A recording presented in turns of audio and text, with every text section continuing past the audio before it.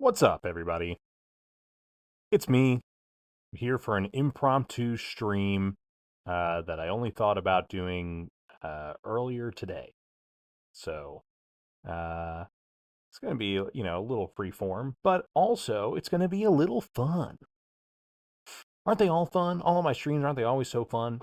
I got to talk to you today. I got to get something off my chest, something near and dear to my wee heart, uh, which is talking about physical media. Some physical video games specifically have been in the spotlight right now. Let me just get this up here really quickly. Okay. Yes. Earlier this week, or I should say last week, um, we got some breaking news from Sony themselves, hot off the heels of Grand Theft Auto 6 a couple weeks ago. Uh, Pre-orders finally launched, and so we got the price point, how much it was going to cost. We got to hear some of the details about there's going to be a premium version with certain features or whatever. But also, crucially, they announced that the game was going to get a physical version, but it was not going to include a disc inside. No version of the game was going to be sold with a disc. Only codes in the box. So you could still pre-order the game or get a physical copy off the shelf of, Walmart or wherever. But instead of having a disc inside, it's just a code. Okay, so it's kind of like getting those. They have some cards. Sometimes you can buy in the store that are just a digital code. Redeem it to your account. Um, but Grand Theft Auto 6, there was not going to be any disc version anywhere, right?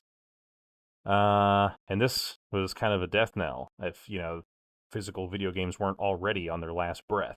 Um, but this last week's news from Sony that starting in January 2028, we were going to get no uh, more physical discs pressed for PlayStation 5 games.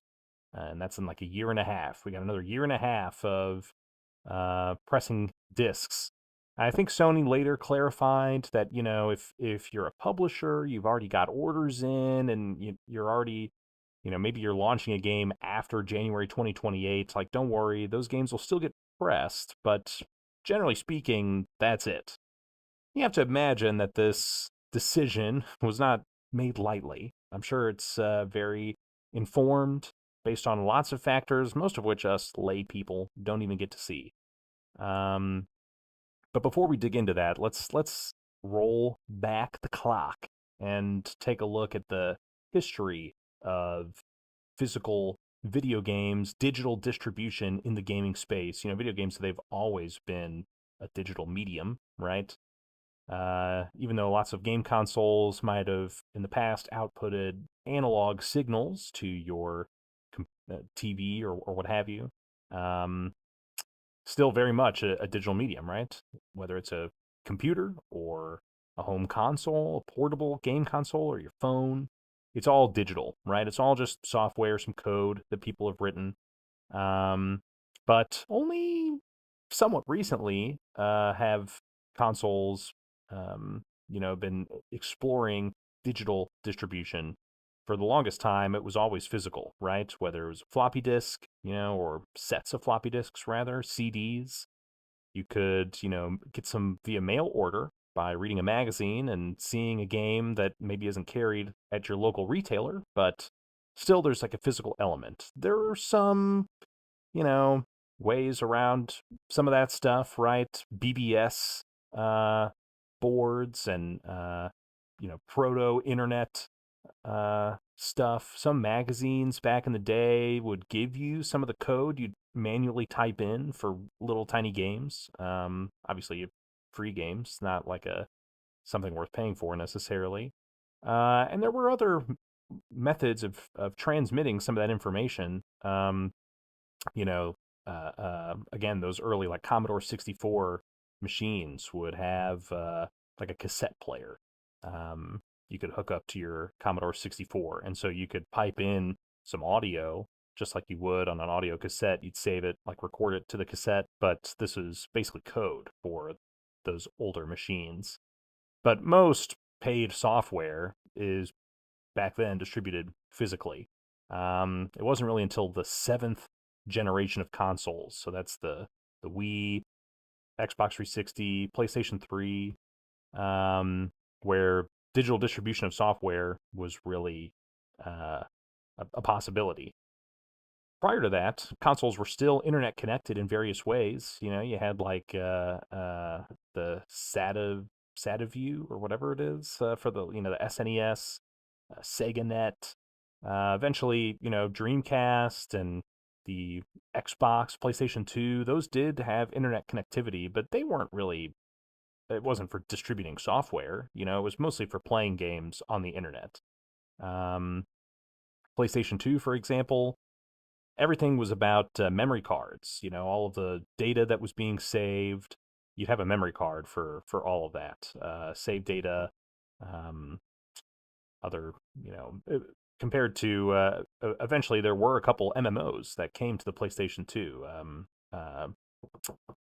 Final Fantasy 11, right? Where you needed to actually buy a hard drive. So if you had an original PlayStation 2, it had like a cavernous hole in the back made for putting a hard drive into, um, just for those select few games, because those MMOs, they did need like frequent updates, more than just a few blocks of megabytes of memory for from your memory card.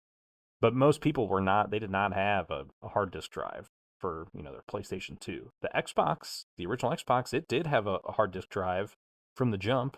That thing is basically like a Windows machine under the hood, right? So it operates more like a computer. It had a hard disk drive, but again, not a lot of digital distribution up until that seventh console generation. The Xbox 360 had Xbox Live Arcade, right? We had WiiWare.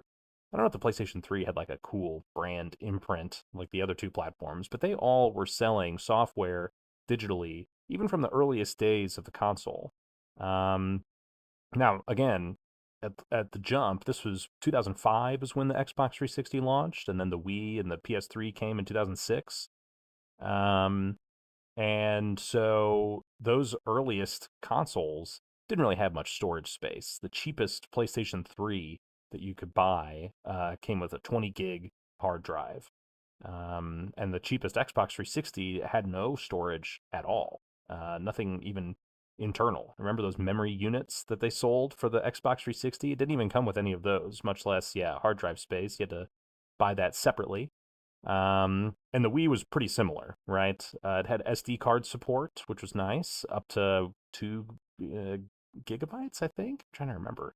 It didn't have SDXC support, but it did have HC support. So you could expand some of that storage, obviously. You could buy a hard drive for your PlayStation 3 or Xbox 360. But the software was originally sold around, well, people don't really have a lot of storage space, right? So it was very indie game focused, which is still pretty cool. We'll get to PC in a second. Obviously, PC is a different beast entirely when it comes to digital games, but on consoles, this was a new, uh, a whole new market for indie game developers, right? Lots of developers suddenly were able to sell games to people that were not, otherwise a possibility previously. And so we saw lots of huge breakout hits in that era. Games like Braid, Super Meat Boy, I guess everything that was in Indie Game the Movie. Uh, Games like Fat Princess, World of Goo, all got huge breakout success thanks to this brand new markets. Even though indie games were available on PC before, but being able to sell them digitally on Xbox Live Arcade or something like that was a really big deal. A part of that is you don't need to broker with like a publisher. You don't need to manufacture discs and distribute them to retail spaces. It costs a lot less just to like get your game kind of on the front page of Xbox Live Arcade, Um, but at the beginning of that generation, it was still all these kind of small games, right? Games of that generation, they were still being read off of the disc. DVDs for Xbox 360 and the Wii. For the PS3, they were all in on Blu-ray. So games were being distributed and read off of Blu-ray discs. I always think about when I got Red Dead Redemption for my PlayStation 3, and in high school I had it sitting on my desk. And as I would turn the camera in the game, I could hear the disc spinning wildly to seek off of the sectors of the disc to read in whatever data it's trying to prepare as I'm panning the camera around. Um, those are slow. I mean, it's slower to read off of a Blu-ray or even a DVD compared to a hard disk drive. But games then were still built around, well, we don't really know how much storage space the the customer's going to have. The player, they may not have a hard disk drive, or they might just have like a tiny amount of space, right? Um, so we were still, reading off of the disc for a lot of those games. It wasn't until the end of that console generation we definitely saw more full fat games being sold digitally. You could get a pretty nice size hard disk drive to install those games onto. But Grand Theft Auto 5, I believe, was the first game where both Sony and Microsoft were like, okay, it's all right to require the user to install the game. Otherwise, they were just nice to haves. Games like Metal Gear Solid 4 it is going to, let you play chunk by chunk, or you can just install the whole thing and you don't have to have like a long install time between each act, right? But Grand Theft Auto 5, no way around it. Came with 2 discs, one to install the game and one to play. Uh, so it still is reading some data off of that play disk, but there's a lot of game that is on the hard disk drive that the console can read from much more quickly, which is pretty crucial for a big open world game. They have lots of assets being streamed in. Like I said, turning that camera in Red Dead Redemption, a lot of that data is now on the hard disk drive for a game like Grand Theft Auto 5. But that was also at the end of the generation. You could kind of reasonably assume people had more storage space at that point compared to the beginning. But for the next generation of consoles, the 8th generation, PlayStation 4, Xbox One, the Wii U, um, it was a different story, right? Now it was more of an expectation that you'd be able to install games onto your hard disk drive. First, all these consoles, they have a hard disk drive now. They come with one. It's part and parcel of what you're getting. There's no version that has, I mean, they might have smaller storage space, but every single game that you're buying on those consoles, the game is not being like played off of the disk, but instead, when you put the disk in, it's installing all of that data onto the hard disk drive, and then it's just using the disk as a key, essentially, to say, yep, they still got the game, they can still play it, right? But all that data is being read off of the hard disk, just like Grand Theft Auto 5. Every game is played that way now, right? Um, they can assume that everybody's got a hard disk drive, so now these consoles, they're closer to PCs than ever before, right? Um, and interestingly, this is also when Microsoft, with the Xbox One, had its infamous poor launch. Famously bungled so many of the aspects of that console. I won't get into all the specifics about like Kinect, and we have a product for you. It's called the Xbox 360 and all that stuff, right? That's for another time. But one of the crucial things is they had this always online requirement that they had announced with the Xbox One. Um, your console would have to be connected to the internet, and it would have to be able to phone home every like 2 days or something like that. But on the flip side, when you bought a video game, a physical disc, you put it into the console, it would read that specific disc. It would, be able to get like a fingerprint of that uh, particular disc and say, all right, you can chuck that in the trash now. This game is tied to your account. So now you have a digital copy of that game. Your Xbox blows up or whatever. 20 years, you get a new Xbox, sign into your Microsoft account. That game is still attached to your account. But the disc is like not useful anymore. You can't give it to anybody, can't sell it back, can't trade it in for another game or something like that, can't let a friend borrow it. And this was also kind of around the time of online passes. You remember those? For a period of time, it was only like a couple years. These like used game sales were kind of a boogeyman to publishers and platform holders. They were kind of worried about the lost sales, for games that say I bought a game and I didn't like it, so I gave it to you and you loved it, right? That should have been two sales for the company, but instead they only got the money for one, right? In theory, we both would have maybe bought the game at some point, even though I, kind of walk away disappointed. Um, so one potential remedy some companies, some publishers explored was an online pass in the game. So you got the latest Call of Duty used. Well, you can play the single player campaign, but if you want to play online, you still have to buck up another $20 to Activision or EA or whoever to be able to play. That was short lived. It did not last. But this Xbox One launch was kind of in the midst of a lot of that stuff, and it's shockingly prescient to see Microsoft say, hey, we want to take these physical games and bring them into the digital age. You get a physical game, it's tied to your digital account. You don't need it anymore because physical games are a vestige of the past. But it was like too early for that, right? This was in 2013.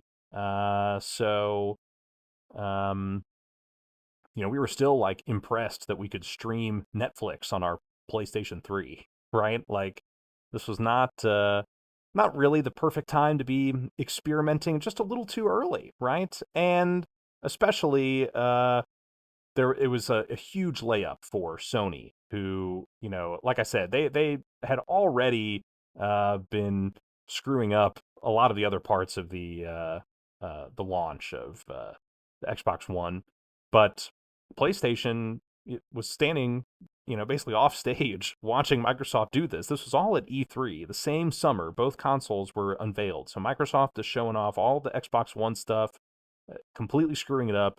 Sony is about to waltz right up. It's not the same stage, but that's kind of the feeling. It's in the same building, the same city, basically, that this is all happening. And the executives at PlayStation are looking at each other like, dude, this is amazing.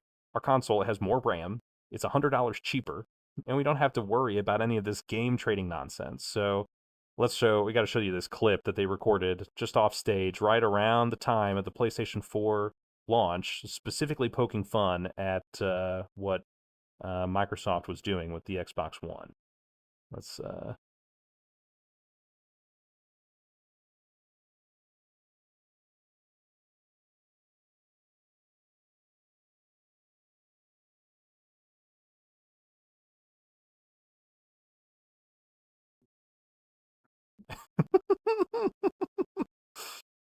come on, that seems like that's like a Mega 64 bit, but that was real. It was a huge layup for Sony, right? Look, nothing has changed with the PlayStation 4. If you want to buy and trade games physically or whatever, you can. On the Xbox One, I think originally the idea was, well, you can lease the game to a friend for a period of time, but you have to do, I don't remember, because ultimately none of that stuff ended up happening. The Microsoft was so uh, beaten by the public response to these decisions that by the time the Xbox One launched, none of that stuff was a part of the console. The online only requirements, the weird game sharing stuff. So it never came to fruition, but it was a sign of the times, a sign of what was to come. Microsoft was just a little ahead of the game. By the end of that same generation, the eighth generation, we did get our first digital only console. The Xbox One S had an all digital variant. $250 gives you a terabyte of storage, a copy of Minecraft and Sea of Thieves and Forza Horizon 3. um, so, again, by the end of that generation, they were kind of starting to make good on their, like, look, we really are going all digital, right? And by the ninth generation, both the Sony and Microsoft were launching consoles that had an all digital variant from the beginning, right? Day one, you want a PlayStation 5? Guess what? For $400, you can get the digital version, no disc drive. Okay, so you have to buy all your games through Sony. Sony gets all the money. Versus, you buy a physical game, Sony probably isn't getting much money from those purchases, even if they're like through Best Buy or Amazon, like they're brand new games, they're not used. Um, Sony still is not getting a lot of money off of those. Versus if you buy it through the PlayStation Store, right? They're getting their 30% cut from a lot of those. Um, and certainly used, right? Sony's not getting any money from any of those used game sales. So they're able to shave off $100 from the PlayStation 5 price point to sell you a digital version, knowing they're going to make it up and digital sales through their store. Or $100 more, $500 for the PlayStation 5 with a disc reader on it, right? The exact same console otherwise. It's really literally just that disk drive or no disk drive. Microsoft went in a slightly different direction. Their Xbox Series S, all digital, but was $200 cheaper because it is different on the inside. It's slower. It's got worse graphics card, all that kind of stuff. The Xbox Series X did have a disk drive and was functionally comparable to the PlayStation 5. That Series S ended up being really popular for people who were like $500 for, I don't have that kind of money, but they still want to get into the next generation. And we can talk about whether or not, having a cut down Xbox has hamstrung this current console generation, since otherwise all the PlayStation 5s in the world plus the Xbox Series X's, they're all the same like hardware class, and then you've got the Series S underneath it. But I mean, we've got the Steam Deck, now we have the Nintendo Switch 2, so it's again, that's a discussion for a different day. But suffice to say, both of these console manufacturers were selling on day one digital versions of their consoles. All right, 2023, we got the PlayStation 5 Slim. They shrunk down the PlayStation 5, and as part of that, now the disc drive is detachable and optional. So they'll sell a version of the PlayStation 5 that comes with the disk drive attached, but it's good for their supply chain to basically just have one PlayStation 5 that they're making and then an optional disk drive for some of those bundles, right? But again, it's just a sign of the times, right? Oh, now the disk drive is optional, right? It's detachable. You could buy it later. If you bought a all digital PlayStation 5, you could buy a disk drive after the fact. At least, that's not the case for an Xbox, right? And then what about Nintendo? Nintendo, they've, always been all in on physical. The Switch 2 has no, I mean, the Switch, sorry, the original Nintendo Switch, can be played, 100% digitally. You don't really need any of the cartridges. But, and there are plenty of these games, Nintendo, Sony, otherwise, that have some of the game on the disc or the cart, but you got to download the rest from the internet, right? But Nintendo only recently has, kind of backed away just a little bit from those physical games with the Nintendo Switch 2 last summer. It has game key cards. So these are little plastic, cartridge-shaped non-carts. There's not really any data on them. It's basically just a key card that says, yeah, they own the game, but there's no need to put any data on the cart itself, which is kind of an interesting approach for, it solves a couple problems. It's almost the best of both worlds with, the world we're living in today. For the Switch 2, just like the PlayStation 5 and the Xbox Series S and X, it needs like really fast storage. It wants, games are going to be built around having SSD levels of read and write speeds, right?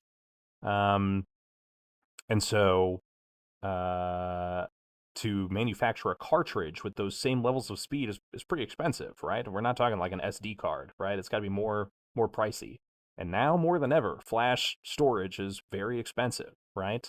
So there are a lot of publishers that are like, I don't want to manufacture a cartridge because it costs money. I mean, these are flashbacks to like the Nintendo 64. Way back, the PlayStation 1 versus the Nintendo 64, a ton of developers jumped ship from Nintendo to PlayStation, brand new platform from Sony, just because the PlayStation 1 games were much cheaper to manufacture. Those CDs for all those games were way cheaper than a giant cart with a whole chip inside and all of the flash storage and everything. Um, and so I'm sure Nintendo is thinking about this with the Switch 2, and the game key card is a different option, right? The games are all still digital. There's nothing distributed on the chip of the card itself, but it still gives you that physical presence in retailers. You can still sell the game to a buddy or let somebody borrow it or something like that, which you really can't do with the digital era, right? And that kind of brings us to where we are right now. Now Sony's like, it's over, right? Rockstar is like, it's done. Coming January 2028, no more discs for PlayStation 5 games, okay? Um, so I've got my own preference. I'm staring at all of my my physical media here.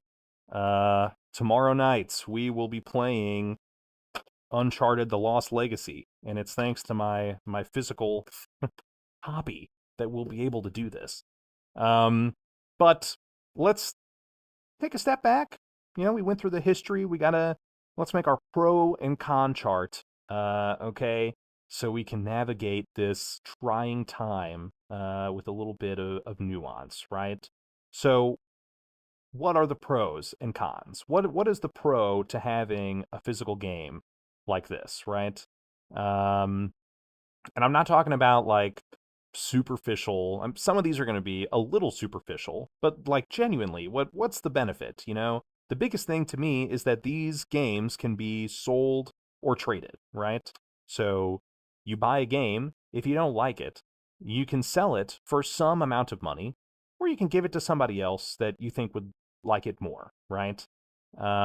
You can't do that with digital games, right? Games that you buy through Steam or uh, you know, the PlayStation Store or whatever, right?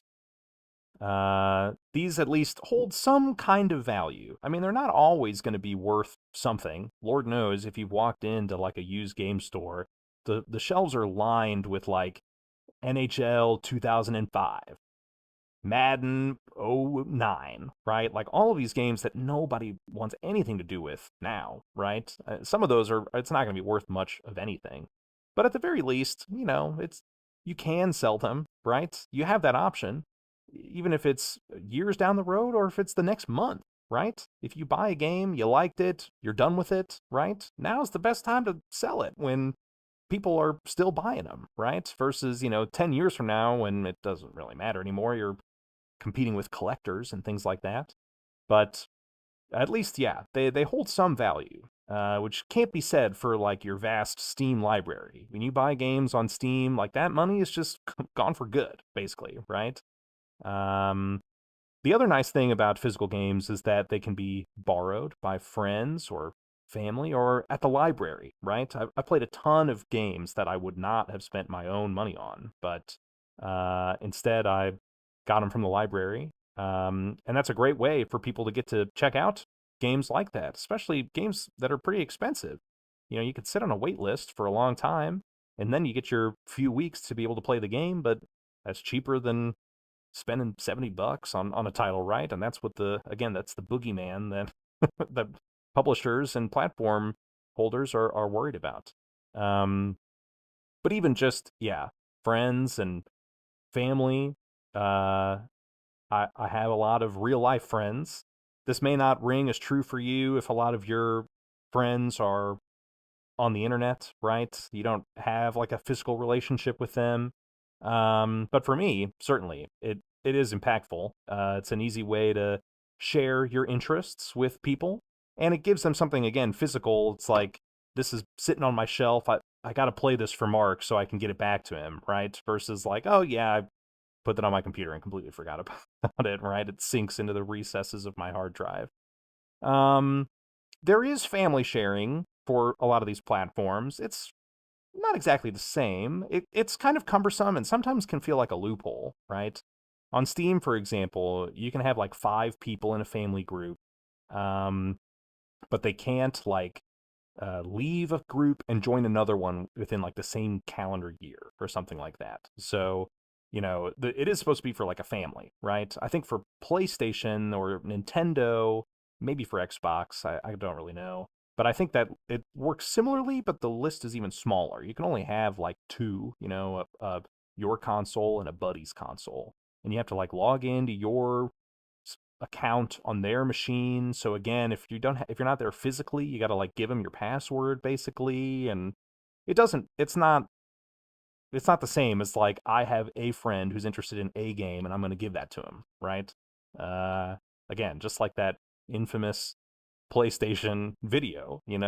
It's not really the same, right? It's a little more cumbersome. It is an option, but it's not a drop-in replacement for what physical video games afford. Um, they're easier to gift, if you ask me, especially for people who are a little older. They don't understand how to give digital gifts. But even then, some of these platforms don't even support giving a gift. If I want to give somebody a game on PlayStation, I have a friend who I want to give them Grand Theft Auto 6. Is there a way for me to do that without buying the code in the box version, right? Some of these games, like I said, they do have a retail presence. They got a card on the shelf that you can buy, but most of the time you can't. And a lot of these are not, they don't have a gifting system, again, like Steam does, where you can add a friend on Steam, buy something as a gift for them. But platforms like, the eShop for Nintendo Switch or PlayStation, like, I don't think they have any, like, gifting mechanism. Um, and for somebody technically savvy like me, I could still, buy a gift card, maybe write a note. But for people older than me who are not as technically savvy, buying a physical video game is like dirt simple. You go to the store, Amazon.com or whatever, you say, I want this, and you give it to them, right? The closest analog we have, some of these stores you can buy it like I was describing before, a digital code. They send you an email, then you maybe print it out or something like that. But again, some of these platforms have been trying to crack down on those digital codes. They don't really like that. It kind of opens the door to suddenly, 100 of these codes fell off a truck is basically what some of these gray market key shops are doing, especially on PC platforms. There are all of these storefronts that are selling these keys that you redeem on Steam. And they come from dubious sources, let's say, which is how they get to be so much cheaper in some circumstances. So some of these platform holders, like Sony, PlayStation, they've been trying to keep people from selling those digital versions again, so only they get all the money, right? Um, for the more superfluous stuff for physical games, they look nice, to have like on a shelf at home or at retail, right? It historically was a great way to advertise to customers.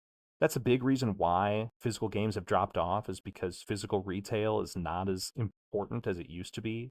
One of the big reasons why E3 died is like that was a place to powwow with physical retailers, and these days that's not as important anymore. Um, but I think you can still see from like vinyl sales, for example. Vinyl is like not the you know easiest platform compared to like digital music, Spotify, to listen to music with, but people still like having something physical to put on a wall or to show off their support, not for all of their music, but at least for a select number of them. Um, that can be a detriment for some people, though, which we'll get to in a moment as part of our pro con list, right?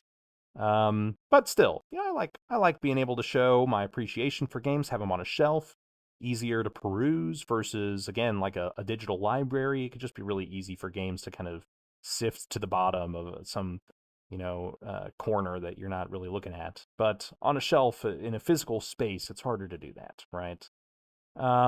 Physical games might make life easier for people that don't have stable internet. You'd think this is becoming less common over time, but I definitely grew up, it wasn't that long ago where I had people in my neighborhood who like did not have high-speed internet, not capable for them like watching videos or doing homework for school. Um, Certainly not capable enough for them to download and play games, right? That's quickly changing as the internet is becoming more important in everyday life, right? So it's like you would imagine would become less of a problem as time goes on. But there are still circumstances you don't have internet, you are deployed overseas or whatever. Discs make it a little easier. Lots of discs, unfortunately, they still do require some day one patch to be able to play. Plenty of games, in fact, the majority of games don't require this, but still it's enough that it's like, I don't really know how much of a rock solid benefit that is. But sure. I mean, that's true for some circumstances. And then also they're like an interesting snapshot in time. You find a lot of games have, only on this revision did they have this bug or this feature. This branding got patched out later or something like that, right? Um, it's an easier snapshot in time compared to digital games that are ever changing and need to be specifically cataloged by somebody. Physical games, at least, are like a snapshot of what the game looked like at a particular point, which is interesting from a preservation perspective, but not entirely unique to physical games. Or digital games do share some of these benefits in some capacity, if we've described, and they have a lot of other major benefits too, right? The biggest one we've already talked a lot about is they're so much cheaper to distribute. There's no plastic case. There's no printing uh, the cover or anything inside. There's no disc, right? That you have to send a gold master to get printed or anything like that. And you don't have to work with the publisher to do all of that if you're an indie developer. You don't have to compete for retail space at Target or something like that, even in a warehouse at Amazon. It is so much cheaper. And that's the main reason why discs are probably going to be going away, right? I think Sony just looked at the numbers and said, look, it just doesn't really make sense anymore, Games are getting larger, and those large games require multiple discs. So here I've got The Last of Us Part 2, amazing game. And it comes with 2 discs, one with the data on it and one that you put in to actually play. Um, so even if a game is bigger than what a Ultra HD Blu-ray can hold, there are solutions, but they're expensive, right? Um, it also means that games can be sold at various price points, right? If you are putting a game at the store, I mean, I don't care how long or how much time you spent on it, the manufacturing of the physical game itself is going to cost the same, right? So that makes it harder to sell games that are like a cheap little doodad, right? I'm thinking of really popular, people call them friend slop games today. Cheap little indie games that are like 20 bucks or less. You convince your friends to buy it to play for a couple of weeks, and it's kind of the flavor of the month. Right now, it's Mecha Chameleon. I think that's the name of it, right? That's not a game you could ever imagine being sold in a store, right? For 20 bucks and for how cheap it was to make it. Uh, they just, I think, announced they sold like 5-10 million copies, some crazy number of copies. But imagine if they were beholden to selling physically, that wouldn't happen, right?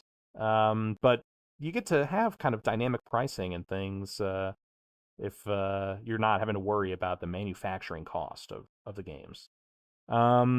Digital games also cannot be lost per se. I'm thinking like to the elements, right? How many CDs did you have as a kid that over time they became scratched up to hell and back, right?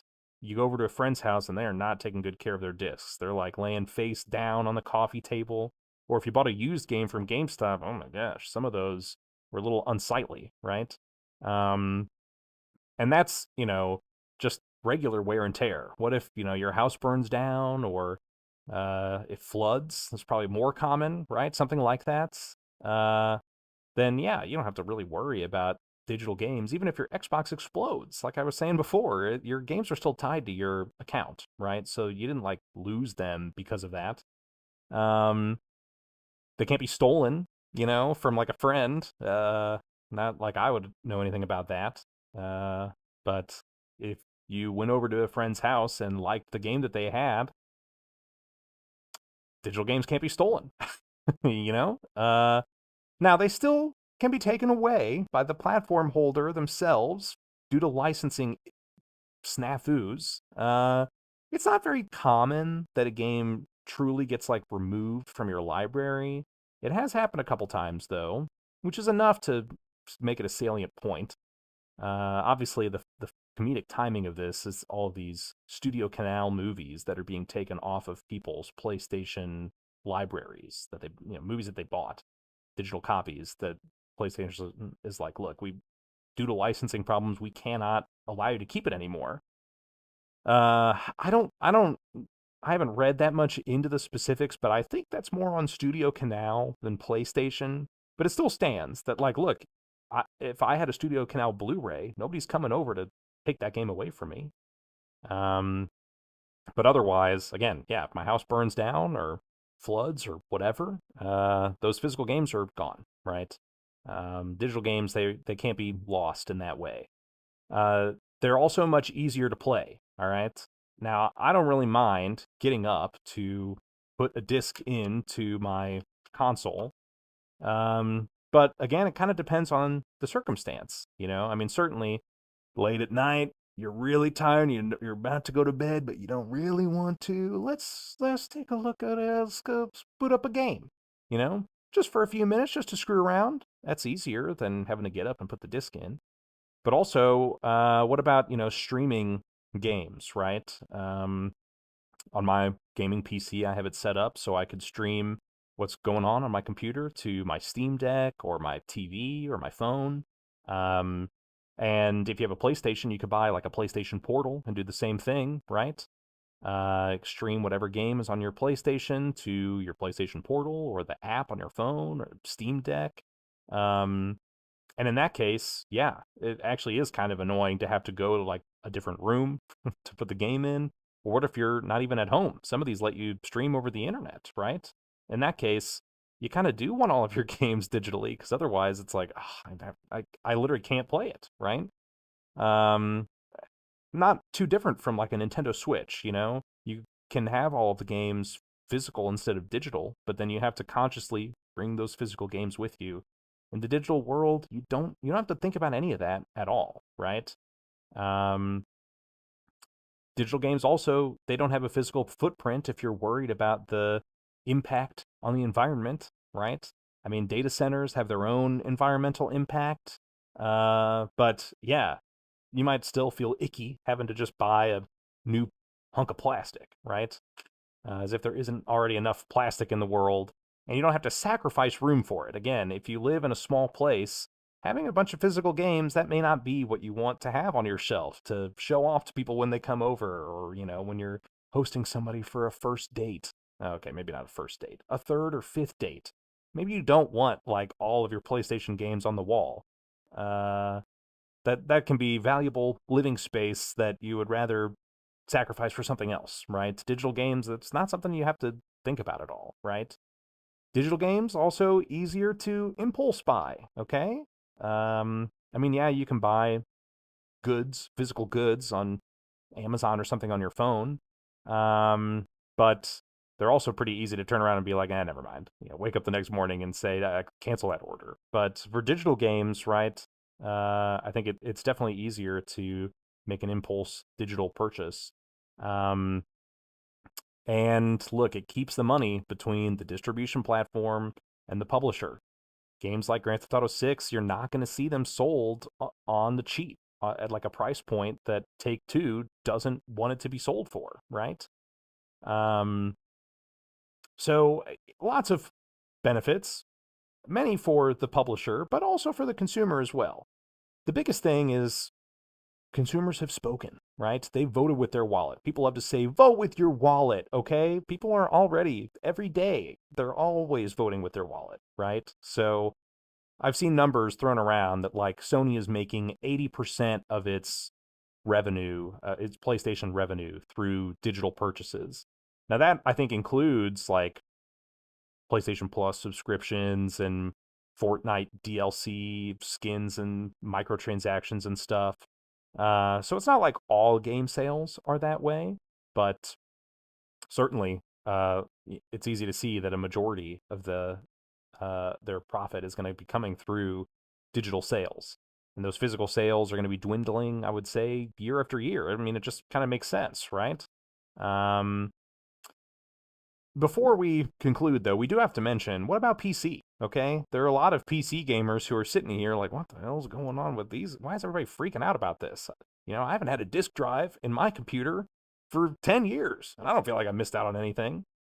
This is a common sentiment. I can't agree. I do have a disk drive in my. I had to buy a case specifically, to support having a disk slot on the front. That like severely limits the the types of PC cases that you can find out there, because most people they don't need one. But yes, it's true. PC has been kind of a different space. For starters, in the history lesson earlier, we talked about the hard disk drives and how those were kind of a crucial point. Most games were being read off of the disk for a time, and once we started requiring you to install games on a hard disk drive, then at that point, you might as well just get the game digitally and have it installed that way. On PC, right? They've had hard disk storage forever, so games were still distributed in, big box retailers.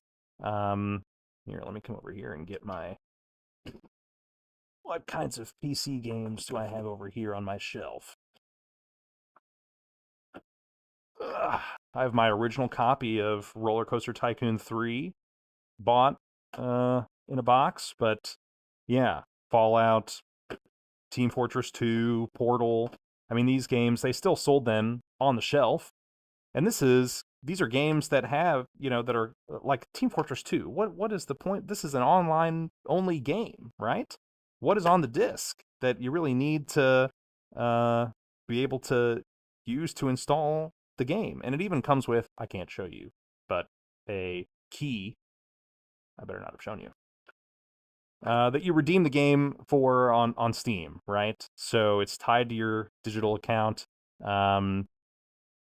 And there probably is some data on the disc, but like this is more to have like a retail presence, right? You can see the Best Buy sticker here, so that they can be advertising in stores. And as that has gone away over time, there's been even less of a need for any sort of retail advertising, right?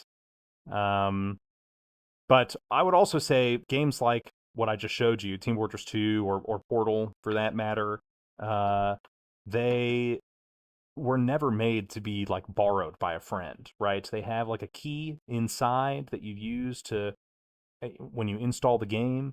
Earlier games that didn't have any internet connectivity, you could reuse that key over and over, right? But once games started to have online connectivity, that was over, basically, right? These games aren't really made to be like traded amongst friends. They're still ultimately made to be redeemed for your Steam account or something like that.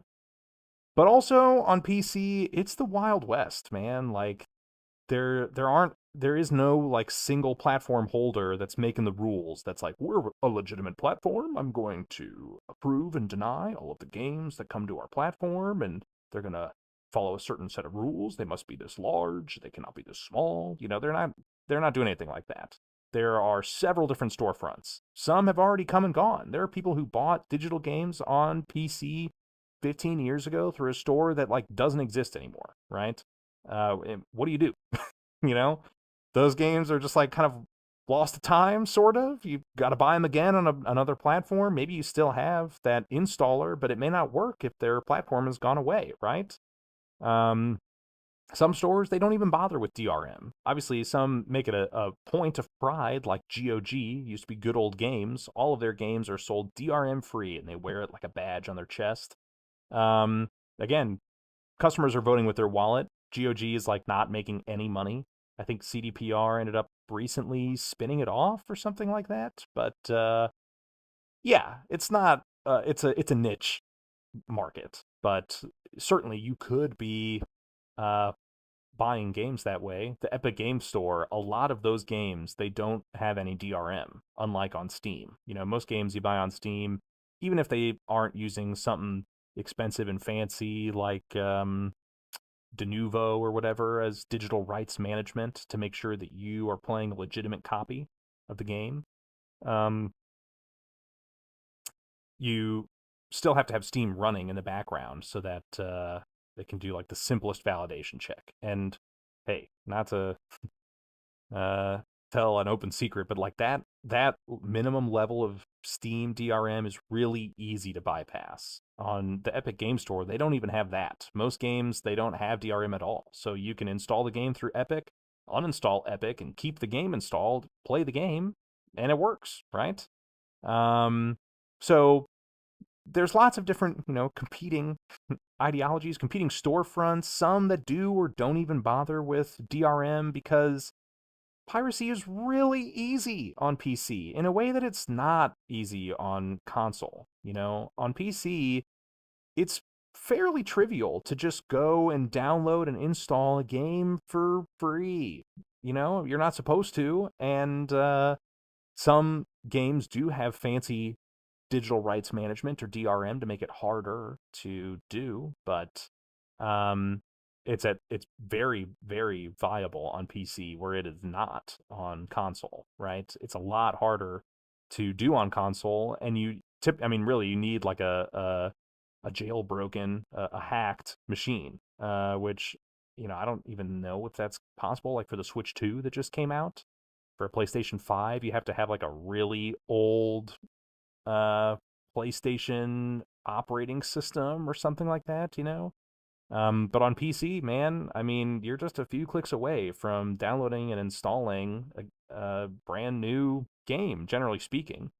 Denuvo has been pretty effective, but not every game is using some DRM management like that. So I would say that's a real key reason why PC is a bit different. You know, uh, a lot of games ultimately users can easily access and modify those game files. So um, if we want to, yeah, save, like I said, a snapshot in time, a copy of games, or back them up, or if we want to modify them or whatever, I mean, that data is not maybe legally ours as the end user. We've signed an end user license agreement or an EULA, but you still do have access to all that data where you don't really on console.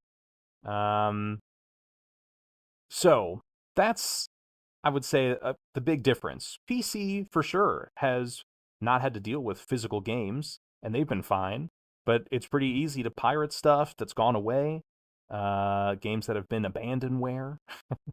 Not so on PlayStation, for example, right? Games like PT, remember that playable teaser that Hideo Kojima made with Guillermo del Toro as kind of a reboot of Silent Hill, but then Kojima got unceremoniously booted from Konami, and they not too long later took off his playable teaser for the game that ultimately never got made. That's a pretty cool piece of work, right? But there's no way to play it if you didn't redeem that copy for your PlayStation back then. I didn't have a PlayStation 4 then, so I'll never get to play that version until years down the road when, we've got like a cracked PS4, somebody's backed up their copy of the game somewhere or whatever.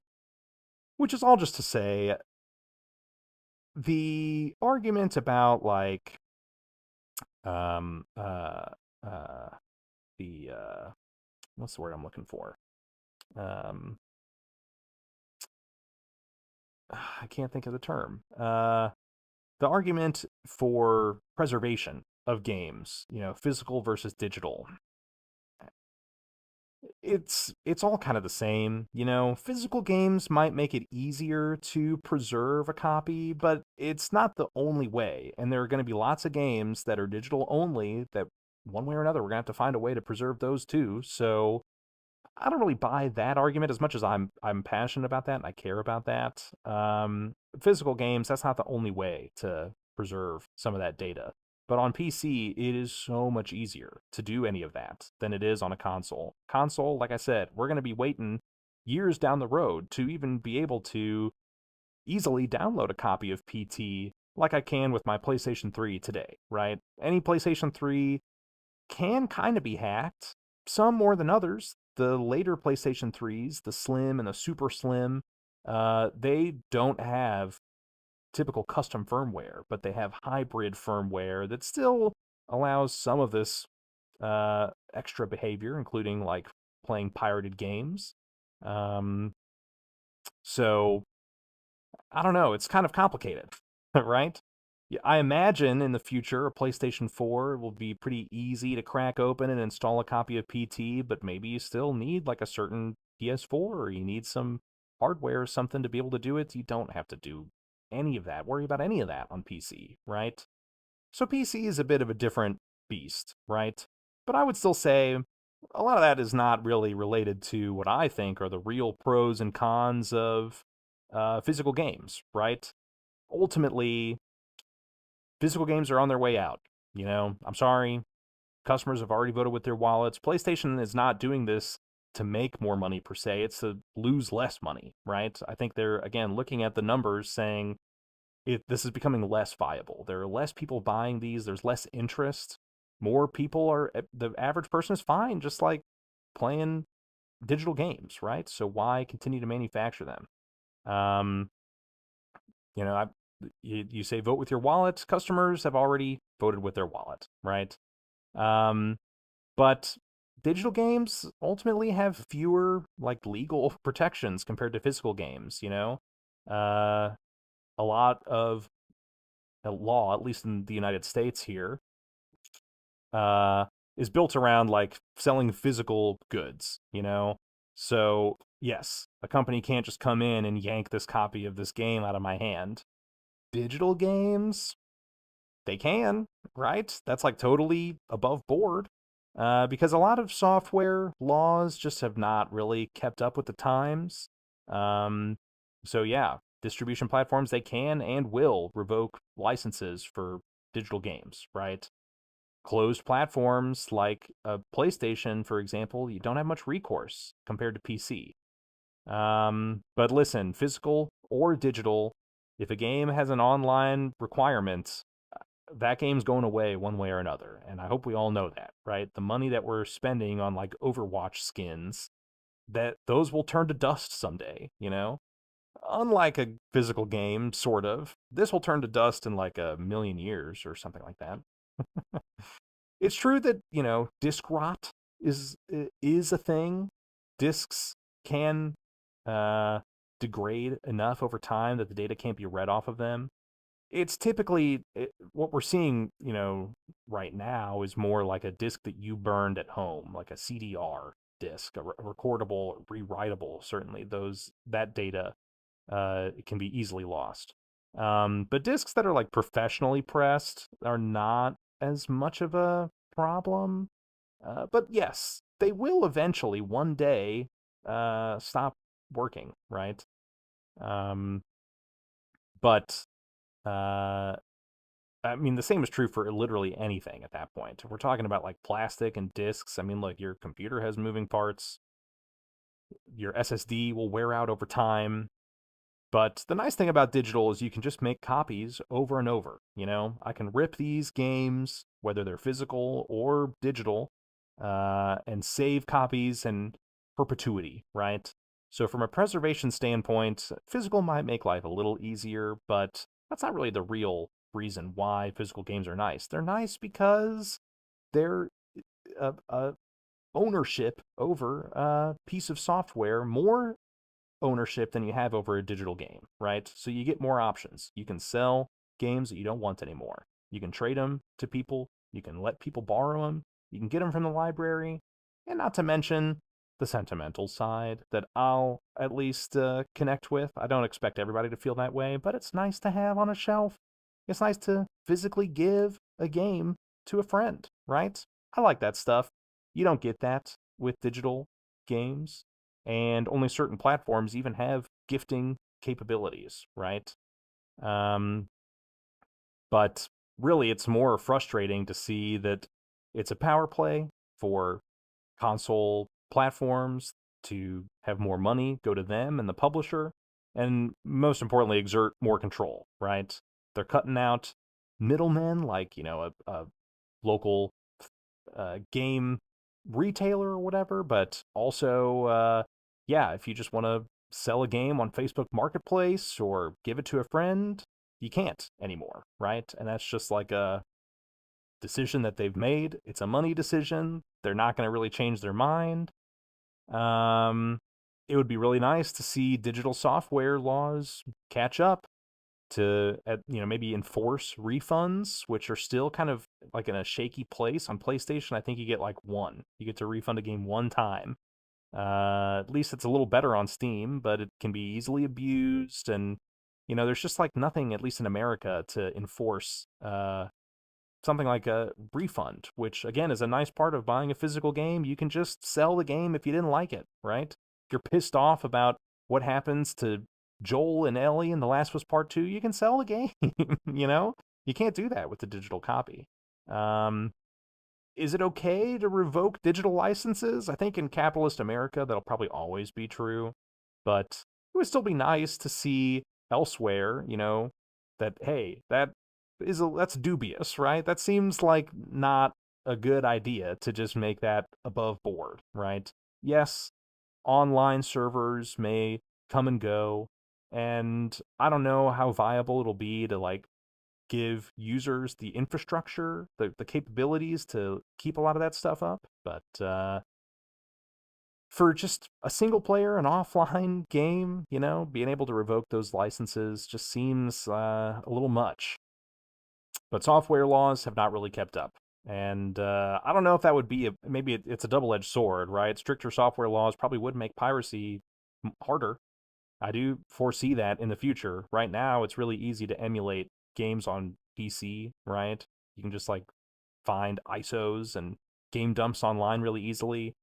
In the future, I wouldn't be surprised if it becomes harder as, software laws try to catch up. But I don't know. I still think that there's an improvement to be made. And at the very least, can we not just get like a Canopy or Hoopla type digital service for video games? Right now, what you're telling me is come January 2028 and beyond. Any game after that point, you'll never get to get at the library again. And that is ridiculous. I think that's stupid. I don't really see uh, the money argument there of like, well, Sony's going to be losing so much revenue that way. That shouldn't be allowed, I don't think it just seems like an easy win would be like, okay, we're getting rid of discs, but check out our new platform for libraries. They still pay some amount per each rental, just like with audiobooks or what have you. But no, they didn't do that because again, it's a money move, it's a control move, and that's what sucks about it. Um, the law will never require me to or a company to allow me to be able to hand a physical copy of a game over to a friend, and that makes me sad. That's really all that it's about. Control over my games, uh, giving me less options. I don't like that. I think that's worse for the consumer. There's not really like a path forward that Sony or Microsoft or Nintendo are exploring. And it makes me feel like, oh, the game key cards, we were kind of pissed off about that a year ago. And now I'm actually, I would rather that than just like nothing at all, right? Uh, Grand Theft Auto 6's code in a box is worse than a game key card. So, um, strange times, nonetheless. But for me, man, I love all my, my physical games. And I'm not like a collector, I'm not like seeking out specific versions, paying a high price for a rare game to put on a shelf. I really, for me, I love physical uh, media because it has like a tangible use. It's not just something fancy to put on a shelf to show off, but like, oh, it actually, you know, has it can be utilized in some way. It's also kind of a tool. It's not just uh, eye candy. But as with a lot of things in life, especially I gotta say, for me personally, over the last like 5 years, there's been a lot of my life. I'm like, oh, not everybody feels that way. Okay. You know? So I recognize some of my interests are niche and they'll forever be niche. I'm glad that it feels like in the movie space, physical movies have continued to kind of thrive. But that's because they kind of pander to an older crowd. People who are older with more money, they are more willing to spend money on a fancy 4K Blu-ray of some old movie. Video games, not really at that spot. So, not really shocking, the news we got last week, especially after what Take-Two announced with Grand Theft Auto 6, how there's not going to be any disc version of those games. 1 week later, Sony says, yeah, we're also going to stop pressing discs in 2028. Kind of seems like the writing has been on the wall, but I still got to say that, hey, there are some major benefits for physical games. There's not going to be any replacement in this digital era. Sony's not phasing out discs with plans to do blah, blah, blah in their digital space. If anything, it's the opposite. The same day that they announced that they're going to stop manufacturing PlayStation 5 discs, they also said, hey, for real this time, we are actually shutting down the PlayStation 3 and PlayStation Vita digital storefronts. They announced that like years ago, and everyone freaked out, and they said, okay, never mind, never mind. But now I think it's really going to happen. And that is less shocking to me, especially because they already tried to announce it before, and we talked them back into keeping it up. It's not going to stay around forever. But it just goes to show, how fleeting those digital storefronts, those platforms are. And how grateful I am for the folks preserving these video games today. Like I said, it's a lot easier on PC, but even on console, there are people who are keeping copies of PT and games like that. I can't go play Fat Princess, like I was saying before, indie breakout hit like Fat Princess, not sold on the PlayStation Store anymore on the PS3. So there's really no way to play that besides somebody else's dump that you can go pirate. In which case, you either need a powerful PC and copy of RPCS3, which is still very much in development. A lot of these games don't run. Or you got to have a PS3 that you can crack to run pirated software. So for the PlayStation 4 or certainly the PlayStation 5, I mean, that just seems like it's years away. And it's not a great answer to what Sony's got cooking, but it's better than nothing. So I greatly appreciate the folks who are doing all that work to preserve all that content.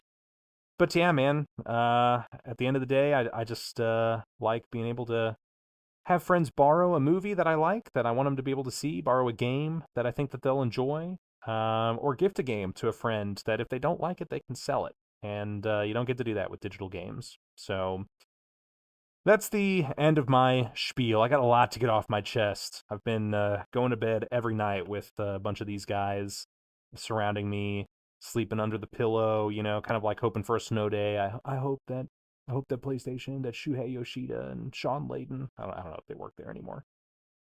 Anyway, my wife told me to stop, so instead I came on here to tell you how I really feel. But I knew this was going to be a long ramble, so I didn't want it to take over tomorrow's stream. I'll be playing The Lost Legacy tomorrow on my stream, my weekly Tuesday stream. So check out the finale of the Uncharted saga as I stream tomorrow. But that's it for me right now. Just had to ramble on for a while, and I got a USA game to watch, so I'm getting out of here. Thanks for hanging out. See you tomorrow for my stream. Let me know in the comments if you take issue with what I'm saying, all right? If you got some hot takes, if you're like, I've been buying digital games on my PlayStation since the PS3 and I have no regrets, then I say, buddy, let's get ready for a flame war in the doobly-doo, all right? Thanks for watching.